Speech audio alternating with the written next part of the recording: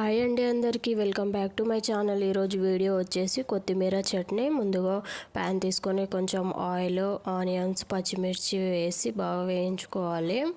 ఇందులోనే కొంచెం టమాటా ముక్కలు వేసి ఒకసారి మంచిగా కలుపుకొని కొంచెం పసుపు, ఉప్పు, అల్లం వెల్లుల్లి పేస్ట్ వేసి ఒకసారి మంచిగా మిక్స్ చేసుకోవాలి.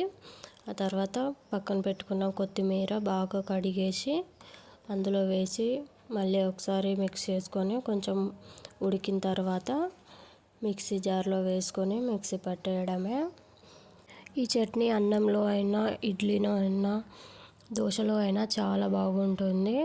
ఒకసారి మీరు కూడా ట్రై చేయండి. మిక్సీ పట్టేయడం అయితే అయిపోయింది.